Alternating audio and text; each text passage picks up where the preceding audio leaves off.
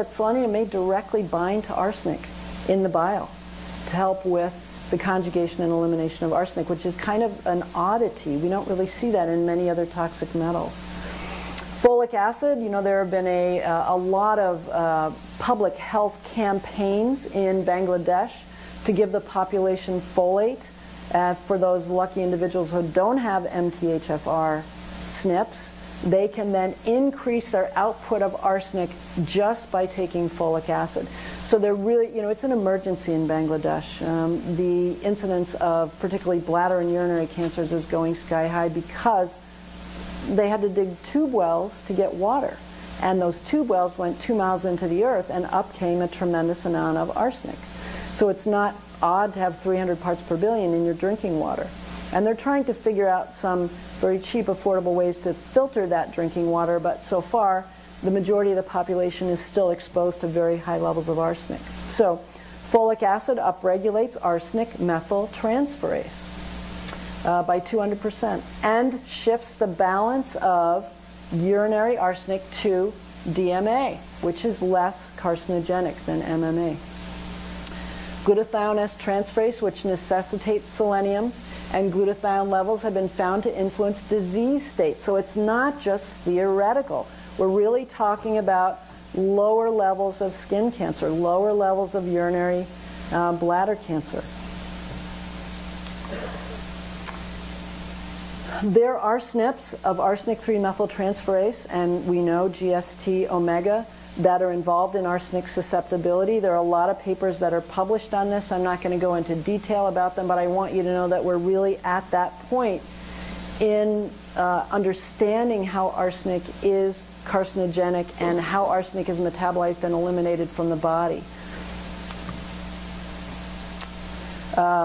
I didn't put them in this slide set, but there is some pretty good research looking at the GST omega SNP for the deletion, meaning for that particular SNP, you're not going to be able to make glutathione S transferase, and increased incidence of urinary and bladder cancer. So they're really finding that this is a big deal.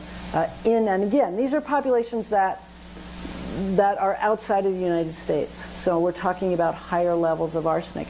But I think it's important to understand that when you have these situations where you can't detoxify arsenic in someone who's glutathione deficient, who has GST SNPs, who's impaired, whose methylation status is impaired, they're at increased risk for a variety of arsenic-related cancers, even at low levels of exposure. We know that the Environmental Protection Agency has established a minimum risk level, meaning above which they know there's a relationship between exposure and disease. That comes out to about 21 mics for an average 70-kilogram adult. There's also a minimum risk level for infants, but let's just take adults, 21 micrograms. We already know that our estimated daily intake, and that's the average American intake, exceeds that. So we know that there are people who are getting excessive amounts of dietary arsenic. This is established by the Environmental Protection Agency. And we know that those symptoms will show up, and this is agreed upon by all the federal agencies. The first place you're going to see those symptoms is not in blood work, it's not in urine, it's on the skin.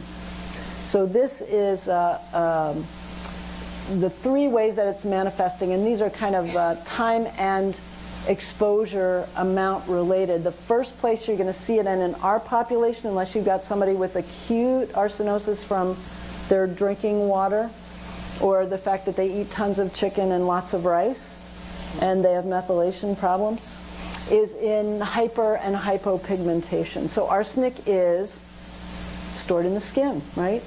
And it looks, I don't know how, it's a little blurry up here, it might be clear back there. This is a gentleman in the United States of America, not in Bangladesh, who had well water contamination.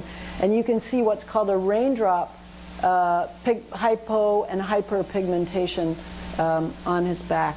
And this, of course, is not going to happen overnight.